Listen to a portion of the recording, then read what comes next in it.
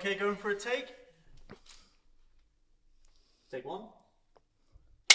Action. We are going for a take where we get the take of those who work in the film and TV industry on a specifically chosen film and about their time in the business. Yep, and today's take is on the new Beetlejuice film. And this is your spoiler warning. And in today's take, we're joined with, well, it's just us. It's just... Yeah. Us three. It's crazy. Yeah. Well, it's been 6 months since we started this. It has, yeah. Yeah. So we thought we'd do a little bit of a throwback to the first episode of us just being us and just chatting away and see what happens. Mm-hmm. So I hope you enjoy. Hope you enjoy yours. Beetlejuice. Say it one more time. I don't want to because we'll have a guest. We try and That'd be great. Michael Keaton. He's there actually. He's watching. He's actually just in the corner. Just a little the baby version of him. Yeah. Yeah. But so yeah, creepy. Oh my god. So what did you think about the film? Oh, I don't know. You know what? I love the first one so much. Like, I love Tim Burton stuff. Just that weird, I once read a book of his. It's called, it's something like The Mysterious Death of Oyster Boy or something. I'm probably quoting that wrong, but it's all these different little doodles that he did when he was younger. And they're dark, macabre, and they're so bleeding funny as well. They're so good. And so since then I've always been into his kind of stuff. Huh. I felt this film had an element of it, but it felt like it had lost some of the craziness and zaniness of some of his other stuff, particularly the old original as well. I don't know if you guys thought the same. So I was a bit worried going into it because I was thinking when you watch Beetlejuice, it's such a classic film, and when a second one comes out, over 30 years later, you're thinking, is it gonna be the same, or is it just not going to be as well? But they've done it because it's Beetlejuice. It's I didn't want it to be ruined because of that. But actually watching it, I thought it was what Beetlejuice is, which is fun and chaotic. I think obviously the first one is the first one, and this one, what I liked about it was of how different it was. It wasn't orientated around Beetlejuice. He became obviously one of the main characters, but it was orientated around Jenna Ortega and her character Astrid Dietz, I believe it was Astrid Dietz. Yeah.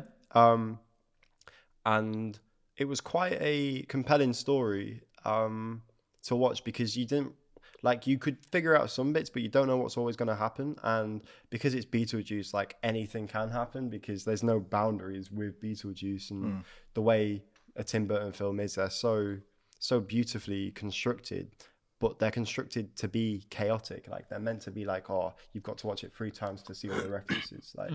I think no matter what the film, the original will always be the best than the sequel. I feel like this sequel was still, nothing's going to be as best as the original, but this one was on the same par. I enjoyed the story, the plot twists, the characters. It still had that same vibe from the original, which I found very entertaining. Because had you watched Beetlejuice for the first time recently as well? Was that right? So I watched it not to call you out on this.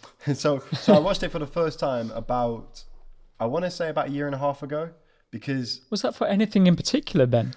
Because I auditioned for this film. Yeah. What? It was only for a small part. But knowing that, it wasn't even called Beetlejuice 2. They hadn't even announced it yet. What was it called? It was called... Did it have a fake title? Blue Hawaii, I think it was. Blue Hawaii. So then obviously I did my little IMDb Pro inspection on it to try and figure it out, and then I was like, oh, it's Beetlejuice. Wait, so what? They had the working title on IMDb, and you were able to see the cast that already I can't fully remember. I just remember Blue Hawaii being a film that Elvis did, and that's all I can remember. Elvis Presley, yeah. It was a film, obviously from a long time ago. And yeah, I watched Beetlejuice for the first time. I was so surprised I hadn't watched it. And yeah. In the audition that you got, was it a mock scene, or was this scene included in the film? I don't think it was included in the film because the character that I auditioned for was the guy in the very end scenes where Jenna Ortega's character gets married and then has a Beetlejuice baby, which was crazy. Did you have any lines in that? Yeah, so the audition, which was by Sophie Holland's office, there was a few lines. It wasn't a lot, but the character itself, like in the audition brief, it was a non-speaking role, but it was a significant non-speaking role. But it was interesting because when I was watching the film, I was thinking about who is Vlad. Like the whole time, I was like, "Who's this Vlad?" Is that guy what he gonna was be? called, Vlad? Called Vlad, yeah. What was the character description? Did it tell you much? Was he a vampire? Well, I got from Vlad a vampire. I think it was just like a charismatic. I don't want to like butcher it because it might be completely not what it was because it was from so long ago. But it was like charismatic, good looking. Good looking character. Yeah. Let me just reiterate: good looking, handsome, One more time. Handsome, hot stuff, intelligent. A bit of that. And then watching it, I had to wait till the very end to see who it was. Because initially I was like, oh, it was the other guy in the film. Because I was like, it looks like me. It literally looks like the spit of you. Literally. I was watching it with my sister, leant over and was like, that's the part that Ben auditioned for. Yeah. Obviously it wasn't, but the likeness to you was uncanny. So Yeah, the ghost guy, he looks exactly like you. Because I remember you telling me that you auditioned, and I was like, this has to be the character that you auditioned for. Yeah. I mean, he was wearing the same sort of outfit as well, that you sort of, the clothes that you sort of wear as well. Yeah, the same red style. jacket. Yeah. No, yeah, I thought that. And then when they mentioned his name, I was like, that wasn't the one. And so then I was like, okay, who is this then? And the whole film went by and I was like, no, they've not cut it out, have they? yeah. And then the very end, the montage of like her seeing him and, having that thing. And where was that last scene filmed? Was that the...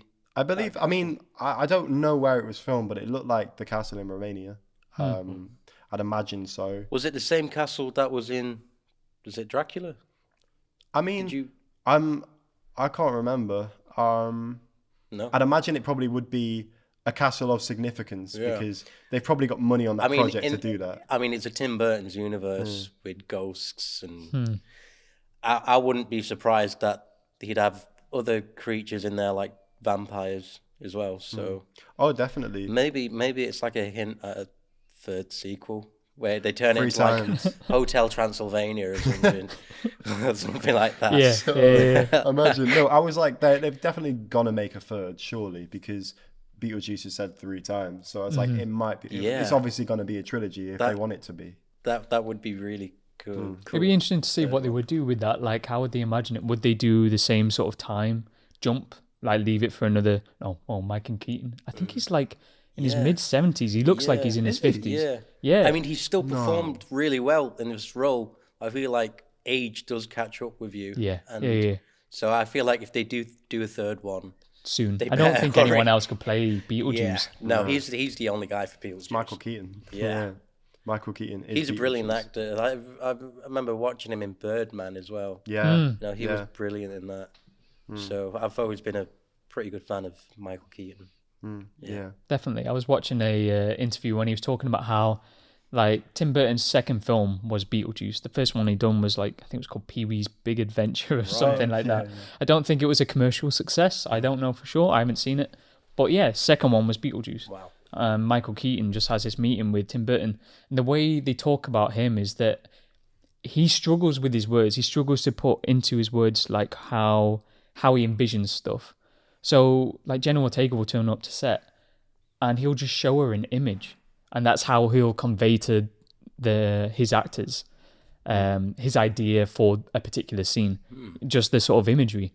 I think that's really interesting because I often find, particularly when we're doing this, sometimes my words will fail me, but I know exactly what I'm trying to say. I think that's similar with a lot of like creatives, actors, artists, anyone, to be fair, that sometimes, I mean, you can see it in his work. It's pure imagination. It's pure image. I think he used to be an animator as well for Disney before he started getting his directing work.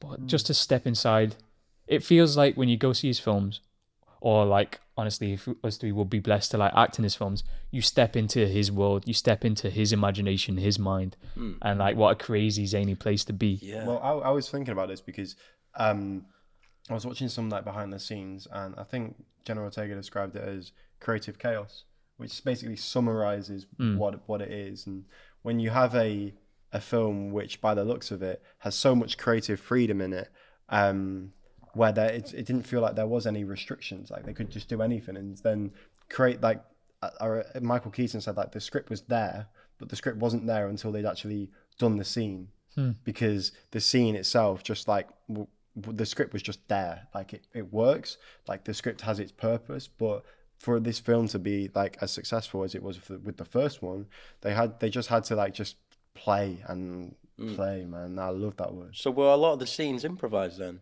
I don't He know. said that less so in the second one, but particularly in the first one. Right. I mean, you watch the first one, it's like gags per minute. It's Yeah. freaking hilarious. I think this one has less of that, but I wonder if that's because of, Tim Burton's grown as a director and creator since, the original. Yeah. It's been, that came out in what, 1988? Yeah. So like so many years since then. But, oh man, to step into that craziness, it'd be so cool. And just improvise, just riff and trust the other actors and just create and collaborate and see what comes up. But the first Beetlejuice was quite short as well. It was like an hour and a half or just Yeah. under. So I think because there's so much like chaos in the film, when you have a film like that and it's too long, it sort of takes away the power. Yeah. And the way the film is, the way it's presented, it's one of those films where it's like it's a piece of it, it's not all of it. That you could go on so many like side journeys from that film, like the dad, the granddad, like all these characters. And you could go into more of a side journey on that. But the film, the fact that it was to the point and had loads of references in it, like Danny DeVito, which is crazy. I felt like I liked the length of the film. It wasn't too long. Yeah. I would say there was a variety in terms of the tone of each actor as well.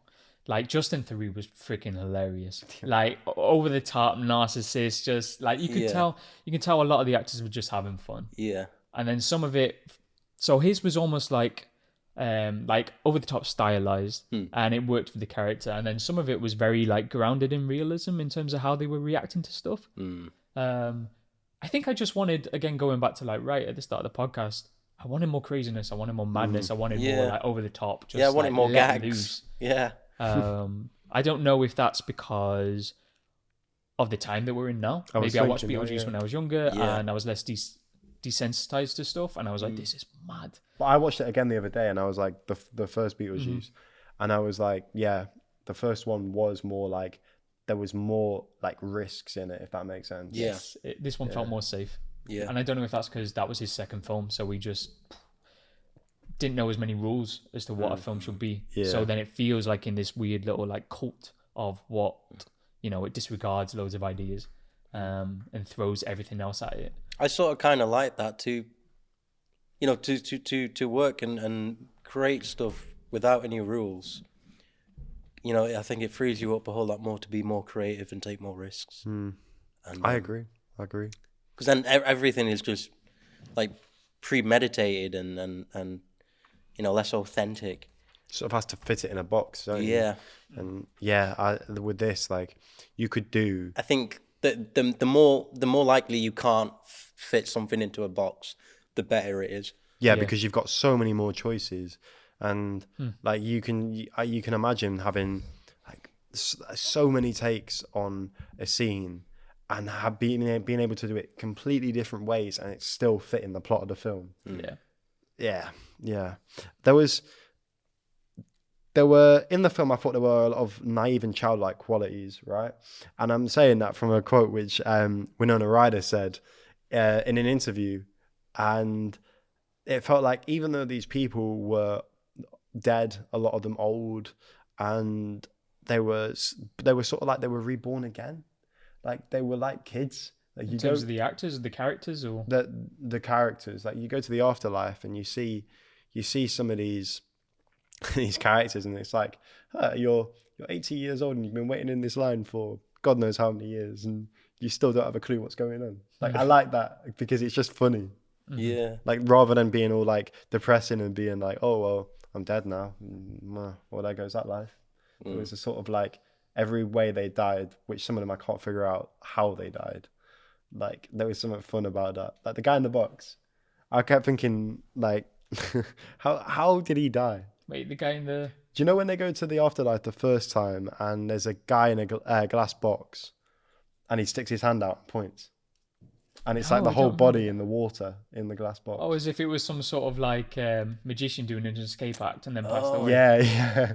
I was like, I must have missed that. Yeah, but that was such a creative death rather than like, oh, you got poisoned or like, oh, you fell off a high building or something like that. I love that. I love the idea that him and the art department and all the creators just let loose in terms of their imagination is like what's like the coolest or like the funniest or most absurd way to die. And like obviously with the shark attack, with the shark bite, just having like half a body and then he meets the surface with like the opposite, just like, yeah, it's good, dude. But like, and they all fit well as well. Like in the first film, there's the guy who's on the rail who's been like squashed and he fits in the gap of the wall. Do you remember it? It's been, again, he's like as thin as paper. He's like hanging on the thing with that paper. Yeah. And he goes through. I also wanted to talk about Willem Dafoe's character. I thought I really liked Willem Dafoe. Yeah. He was brilliant. What a fun role. Yeah, he was very funny. Mm-hmm. And he I felt like again, I watched like an interview with him and he was saying that he didn't feel like he needed to sometimes you have characters where you don't need to research them. You just, again, they're archetypal. They're just like, you know, figures in your imagination. You know exactly who this person is because you've seen them 100 times and they're instilled into you. Yeah, just to let loose like that would be so cool. I reckon he brought personal experience to that character from the people he's worked with or knew from real life, which I think just makes it even more funnier. Yeah, no, I agree. But overall, then, like, final thoughts on the film? Yeah, I guess go back to exactly what I said at the start. Just wanted more craziness. Yeah. It's a treat always just stepping into his imagination and feeling like you're part of his world. And I wanted more of that. Yeah. But yeah, it was a solid film. It's really fun. Yeah. That's all you really want. Yeah. I really enjoyed it. It brought like a sense of nostalgia to it. It was hilarious. I really enjoyed the characters and the story. But yeah, same as Matt, I wanted some more gags. In there. Yeah. I agree. I think I loved how chaotic it was, but obviously we always want more. And if there is a third one, which I hope there is, maybe that's the route they explore. There was one thing I wanted to say, and it's completely gone from my head now. Maybe you were going to say that Vlad should come back in Beetlejuice. Yeah, It's but Dracula. yeah. Oh, Michael Keaton. Oh, Michael's here.